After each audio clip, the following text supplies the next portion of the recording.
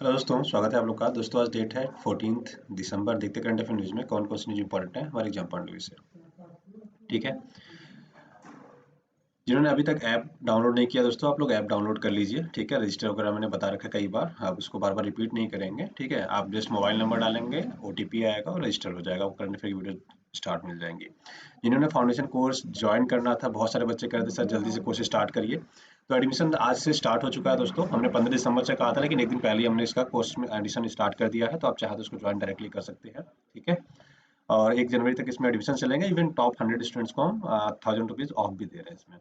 ठीक है, तो एडमिशन आज से स्टार्ट है, आप लोग ज्वाइन जिसको ज्वाइन करना है कर लीजिए। जिन्होंने एनसीईआरटी के पैक में ज्वाइन नहीं किया है वो एनसीईआरटी के पैक भी ज्वाइन कर सकते हैं। ठीक है, पेमेंट मेथड आप 3 तरीके से कर सकते हो। एक तो डायरेक्टली आप ऐप के थ्रू पेमेंट कर सकते हो, दूसरा ये है कि आप बेसिकली डायरेक्टली अकाउंट में पे कर सकते हो, तीसरा आपके पास ऑप्शन है कि भीम, यूपीआई, गूगल पे, पेटीएम, फोन पे, आप डायरेक्टली इस नंबर पे डायरेक्टली पे कर सकते हो। तो ये सारे ऑप्शन आपके पास अवेलेबल है।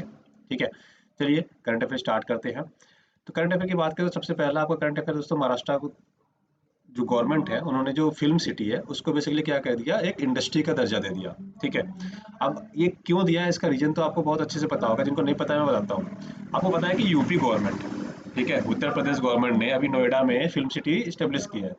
तो योगी आदित्यनाथ जो मुख्यमंत्री है यहाँ के, वो गए हुए थे महाराष्ट्र, लोग फिल्म इंडस्ट्री के लोगों से बात की कि आप आके यहाँ पे भी फिल्म वगैरह बनाइए। तो आपने देखा होगा बीच में बड़ा कंट्रोवर्शियल चल रहा था, किसान आंदोलन से पहले की बात है ये। अगर थोड़ा सा भी आप मतलब न्यूज़पेपर वगैरह देखते रहोगे तो आपको आइडिया रहा होगा।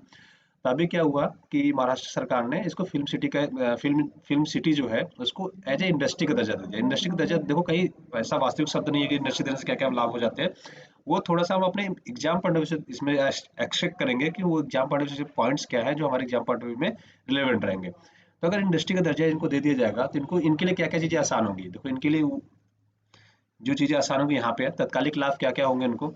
ये तो कम ब्याज, लोएस्ट इंटरेस्ट रेट पे इनको क्या मिल जाएगा, ऋण मिल जाएगा, लोन मिल जाएगा। ठीक है, इसमें और अगर इंडस्ट्री का दर्जा मिल जाएगा तो इनको परेशानियां भी थोड़ी सी कम होती है। बड़े निवेशक किसी प्रोजेक्ट में आसानी से निवेश कर सकते हैं, ये सारे इनको लाभ मिलेंगे। ठीक है, इक्विटी के क्षेत्र में आकर्षित होंगे, प्लस डेवलपर्स को मौजूदा ऋणों के पुनर्वित्त मतलब बेसिकली हो जाता है कि दोबारा से उसको रिकंसिडर करने के लिए उनको बेसिकली चांस मिल जाएगा। तो बेसिकली ये सारे फायदा होंगे, लोन वगैरह लेना है तो बहुत आसानी से मिल जाएंगे, प्लस यहाँ से लोग भागेंगे नहीं, जो सोच रहे थे कि यहाँ से लोग नोएडा वोएडा चले आएंगे। क्योंकि देखो, नोएडा के पास सटे होने से फायदा ये हो जाता है कि आपको पता है जेवर एयरपोर्ट बन रहा है अभी। ठीक है, वो भी बहुत पास में हो जाएगा, प्लस दिल्ली से बहुत ज़्यादा दूरी नहीं है।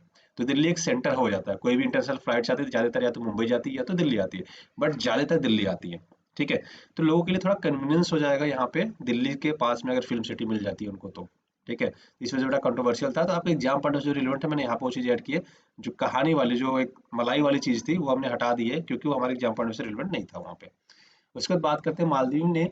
मालदीव में वारंट जारी करने हेतु नियमों की अधिसूचना की गई। ठीक है, तो एक्चुअली क्या है कि हमारे गृह मंत्रालय उनके साथ हमारा एक समझौता हुआ मालदीव और भारत सरकार के द्वारा। ठीक है, इसमें क्या है कि किसी को भेजने या कहीं तलाशी वगैरह करना होगा। ठीक है, तो उसको अधिसूचित कर दिया गया। मतलब अगर इंडियन गवर्नमेंट कभी मालदीव जाके कुछ सर्च वारंट लेके सर्च करना चाहती है तो मालदीव गवर्नमेंट उसमें इजाजत देगी, बेसिकली यही है।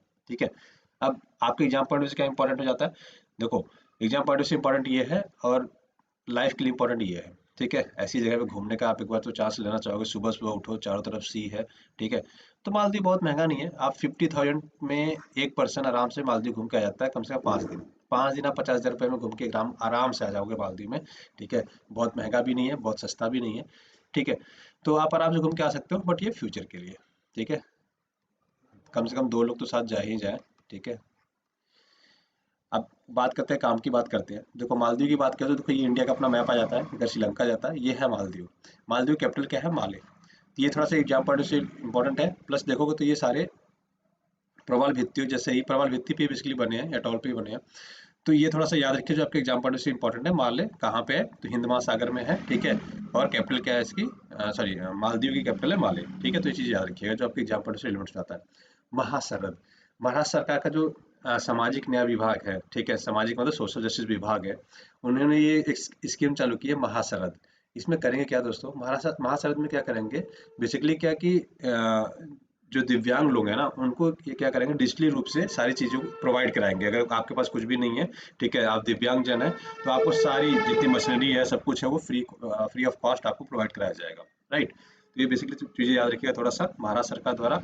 ठीक है, तो इसको महासागरत का फुल फॉर्म क्या है, थोड़ा सा ये भी समझ लेते हैं।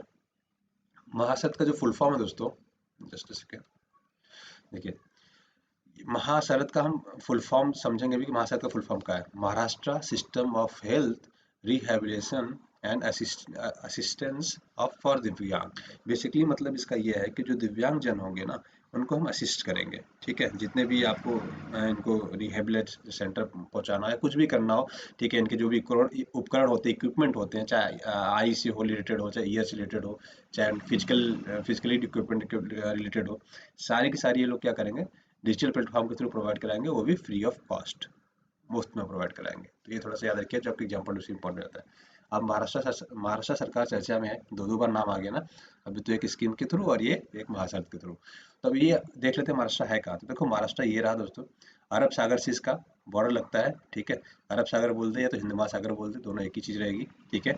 इसके अंदर पड़ोसी देशों के, पड़ोसी राज्यों की बात करोगे, इधर से देखो तो गुजरात लगता है, देन महाराष्ट्र, मध्य प्रदेश, छत्तीसगढ़, तेलंगाना और कर्नाटका, और यहाँ पे आपका गोवा आ जाता है। तो याद रखिएगा 6 स्टेट से बॉर्डर लगता है महाराष्ट्र का। ये आपके एग्जाम पढ़ने से मोस्ट रिलेवेंट टॉपिक है, याद रखेंगे, ठीक है, जिसको हम स्टेट पोस्ट मॉडर्न कहते हैं।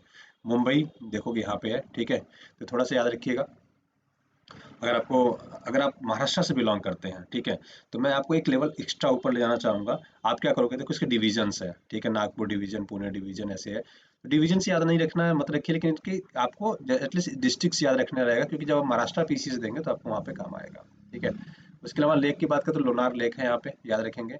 स्टेटहुड का दर्जा 1 मई 1960 को मिला था। बेसिकली ये गुजरात और महाराष्ट्र अलग अलग हो गए थे, ठीक है। इनकी समर कैपिटल मुंबई होती है ना, विंटर कैपिटल नागपुर होती है। डांस जो है आपका डिंडी, काला, लवानी, तमाशा, ठीक है, दंगरी, काचा, तो ये दो याद रखिएगा। हाँ, बात करें अगर पार्क की, तो पार्क इंपॉर्टेंट है, संजय गांधी नेशनल पार्क। पेंच याद रखिएगा, आपका मध्य प्रदेश में भी है और महाराष्ट्र में भी है। तो पेंच राष्ट्रीय उद्यान, चांदौली राष्ट्रीय उद्यान, ताड़ोबा, गुंगामल, नवेगांव, ठीक है, बोरीवली, तंसा। देखो बोरीवली और नवेगांव तो लोगों को जनरली याद ही रहता है, बाकी चीज़ें नहीं याद रहेंगी, क्योंकि नाम ही है, प्लेस का नाम भी है बोरीवली और नवेगांव, तो आपको जस्ट याद रह जाता है ये। लेकिन बाकी चीज़ें आपको थोड़ा सा याद रखना है, जो आपके एग्जाम पॉइंट से रिलेवेंट भी जाता है।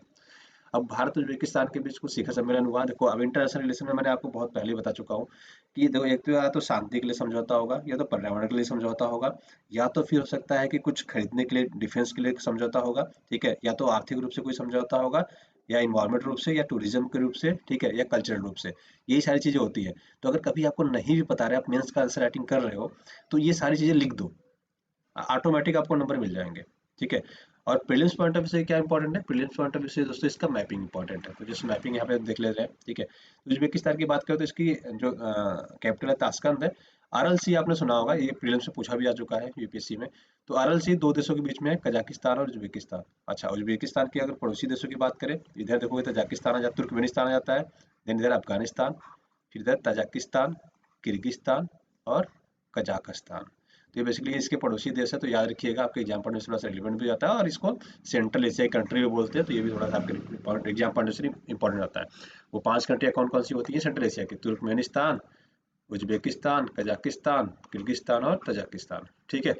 तो थोड़ा सा नाम बड़ा कंफ्यूजिंग हो जाता है। ये यूएसएसआर से दोस्तों बेसिकली कट के अलग हुआ था, जब 1991 में जब डिसइंटीग्रेशन हुआ था रसिया का, यूएसएसआर का बेसिकली हुआ था, ठीक है। तो वो रसिया, बेसिकली रसिया ऊपर का पार्ट हो गया और ये सारे देश अलग हो गए थे, ठीक है। तो आपके एग्जाम पढ़ने से थोड़ा सा इंपॉर्टेंट रहता है।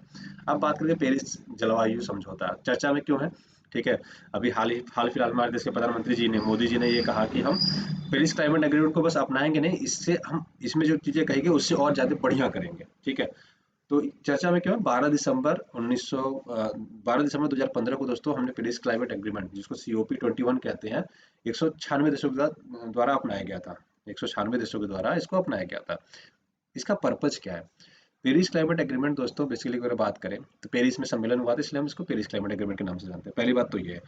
जो दूसरा ये है कि जो प्री इंडस्ट्रियल स्तर था ना, उसको हम क्या कर रहे हैं, अचीव करने की कोशिश कर रहे हैं। मतलब 2 डिग्री सेल्सियस को हम 2 डिग्री सेल्सियस हम क्या कर रहे हैं, ग्लोबल वार्मिंग को कम करने की कोशिश कर रहे हैं। हमारा लक्ष्य तो रखा गया है कि 1.5 डिग्री तक करेंगे, लेकिन मैक्सिमम जाएगा अगर तो 2 डिग्री तक।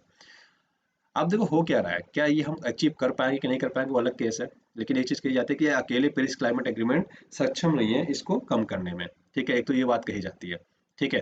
दूसरा ये है कि 2050 से लेकर 2050 से लेके दो 2100 तक, ठीक है, मतलब 50 साल के गैप पीरियड में अगर हमें चीज़ें ठीक करनी है या बचा के रखनी है, तो हमारे लिए बहुत ज़्यादा जरूरी है कि ग्लोबल वार्मिंग कम से कम हो, ग्रीन हाउस गैसेस का इमिशन कम से कम हो, ठीक है।